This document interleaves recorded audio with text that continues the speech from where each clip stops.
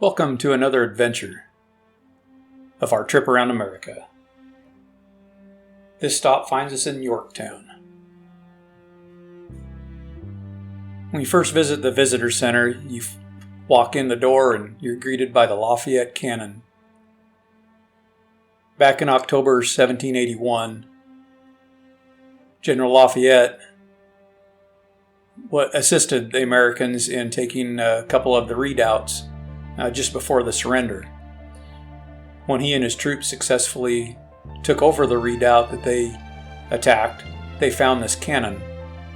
It was inoperable as the carriage that it had been sitting on was broken, but he had it inscribed back when the war actually came to an end there. And when he revisited the country in 1824, during a tour of a military facility, he saw that cannon again and recognized it from that battle. The whole visitor center was a real neat experience. They have a partial ship reproduction. Shows kind of the inside and outside, what it would be like living on a boat, fitting in those tight areas. The amount of actual artifacts like this cannon, which was another cannon that was obtained by the Americans during the surrender of the British troops, and this flag that was flown over many battlefields by the American troops. It was just amazing the amount of really, really neat artifacts they had on site from the Revolutionary War period.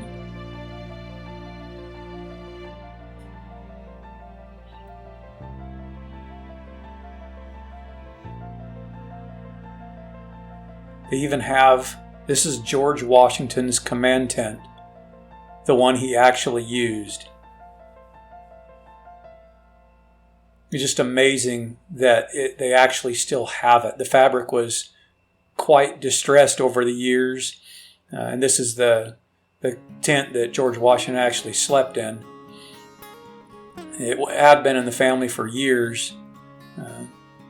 It's just amazing that the museum has that, including this table that Cornwallis reportedly used during his campaign there in Yorktown.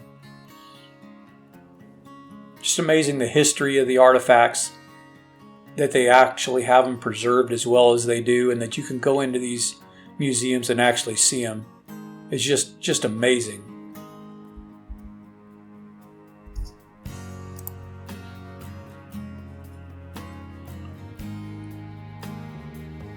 And the amount of information they had.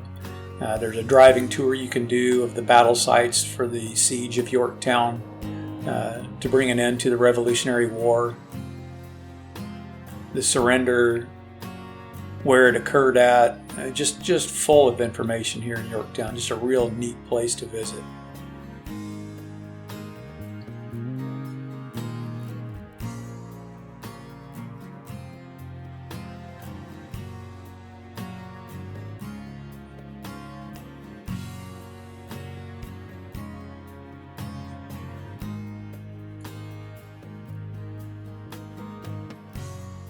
Then we went to the Victory Monument. This thing has kind of an interesting history to it. It was there to symbolize the French and American victory of October 19, 1781, which brought an end to the Revolutionary War and the birth to a new nation. Writers took the news to the Congress, and on October 29th of 1781, Congress authorized the building of this monument.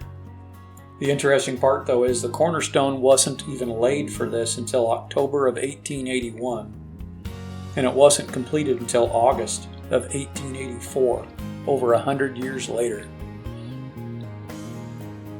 In that initial request from Congress, there was actually a description of how the monument should be, and it came pretty close. Then we went to the American Revolution Museum outside of Yorktown. This is a living history museum. The first part of it here is the Continental Army encampment, and you can walk through and see what daily life was in a recreated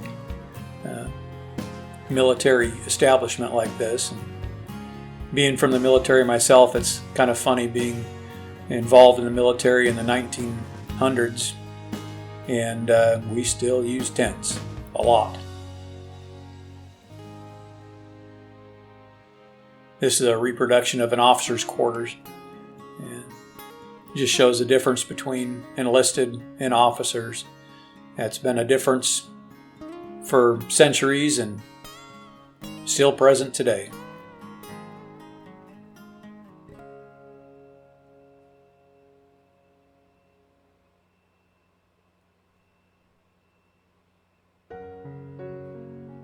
They also had this display that showed day-to-day items that individual soldiers would have carried with them in a small pack. Everything from playing cards for recreation to tools to work on their rifle and everything they need. Power lock. You hear that click right there, you can't squeeze the trigger. Priming band's open to save the load. Slide the cartridge box. Now this paper tube has powder and ball in it. How do I open it? Teeth. Like so. Shake a little powder in the priming pan. Shut the hammer over the powder. Catch the wedge to the side. Now everything else is going down the barrel. It says powder, paper, and ball. Draw the rammer in 2 motions. Ram it all down. Withdraw the rammer. Put it back in the pipes. Return it. And shoulder. That's what I want you to do in 15 seconds. Take grenade. Don't you hear that click? You can squeeze the trigger. The game. Fire! Remember that part where it doesn't always go off? Yeah, that was that part right there. Got a day, wait 10 seconds in case we have a hang fire. Let's see what's going on here. Everything looks pretty good. Let's try it again. Fire!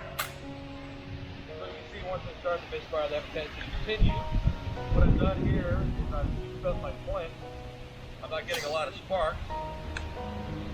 Now, if I had to on the battlefield, I could change this thing while I'm being shot at by the enemy. Today, I'm just going to take a little turn on it and see if I can get it to fight better. So hang on. Now, the good news is, while you're doing this, you're firing with a group of men. You're getting shot at. And I am getting shot at.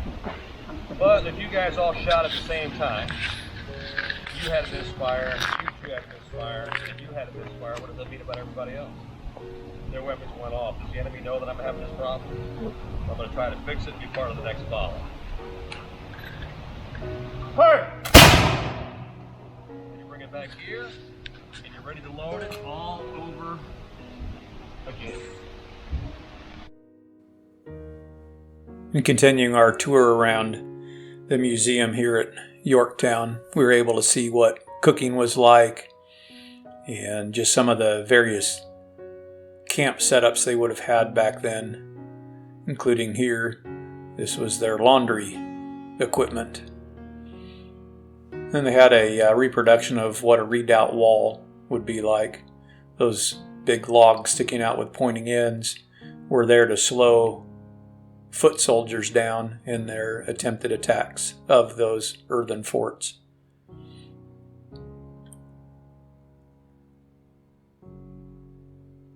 Unfortunately, the time of the year we were there wasn't as big a crowd, so they did not do any artillery demonstrations, but they do that in the summertime when the crowds are much bigger.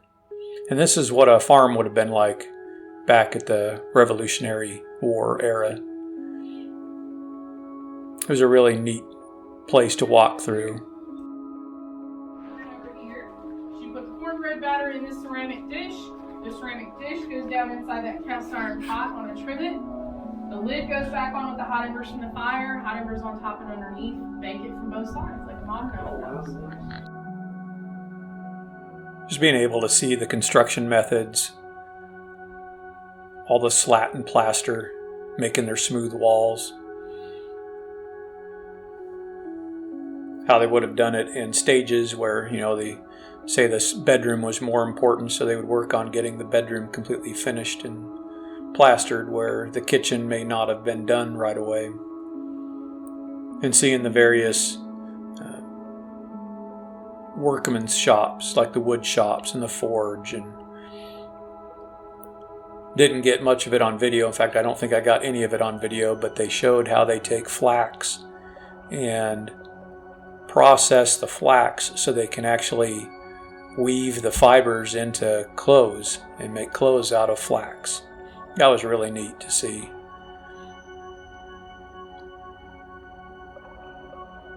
I just love looking at the old construction methods and how they did things back then. It's always fascinated me.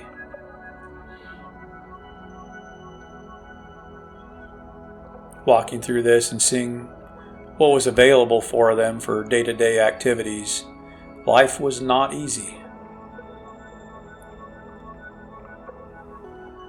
And of course they have a full museum/education center on site as well.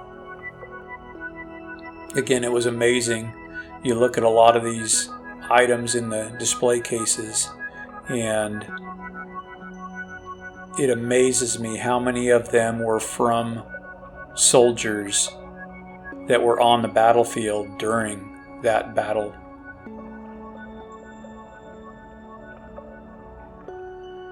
Or were found in the area later, or discovered during archaeological expeditions in the area. It just still amazes me that they had so many period items from all the way back to the Revolutionary War time.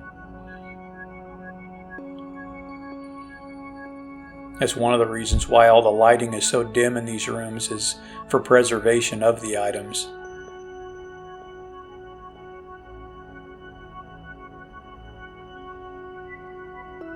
It was a real worthwhile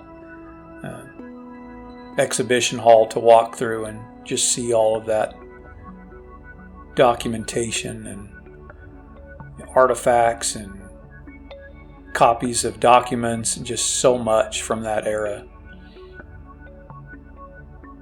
Amazing to think too that we declared our independence in 1776, and it wasn't until 1781 that we finally successfully won it and became a new nation recognized by the world.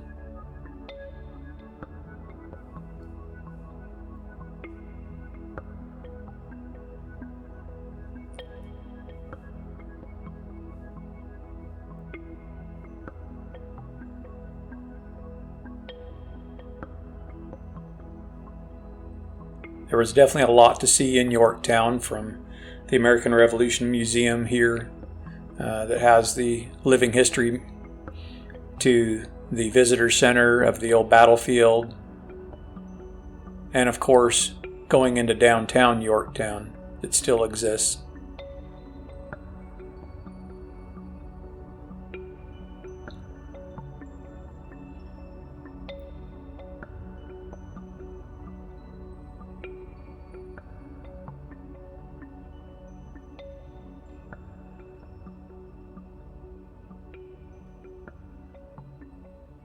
Still just fascinates me to look at these areas, and like you're transported back in time.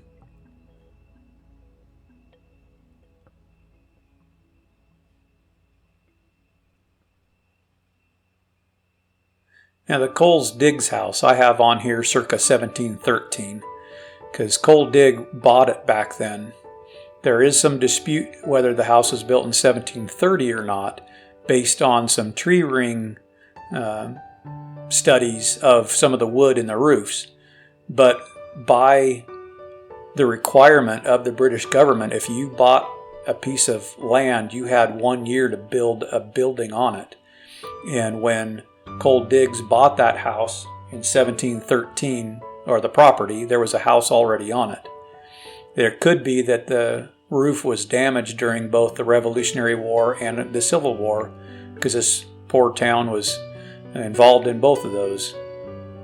That some of the wood that is in the roof was wood used from other areas after damage from one of those wars, because there was also a fire that went through town in the 1814s.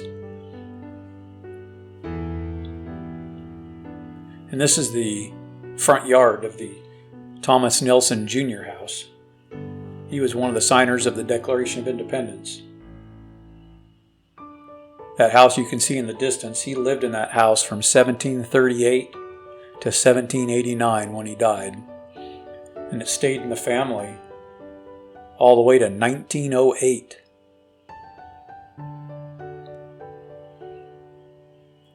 The National Park Service purchased it and restored it in 1968 to its colonial position. You can see in the peak of the house there's a dark spot up there. Well, that dark spot's actually a cannonball stuck in the wall. As we walked through town, we found several buildings that had cannonballs stuck in their wall. And no, I couldn't tell you if that was from the Revolutionary War or the Civil War, because again, this area was impacted by both conflicts. I didn't get any closer to this house because it's actually a private residence owned there. So the Moore House is actually where the terms of the surrender of the British military was done. Lieutenant Colonel Thomas Dundas and Major Alexander Ross from the British forces, and Lieutenant Colonel John Laurens and 2nd Colonel Viscount de Noailles, I know I pronounced that wrong and my apologies, were the American and French ambassadors to the meeting. And then those officers took the terms that were drawn up to Washington and Cornwallis. Thanks for watching. We'll see you on the next one.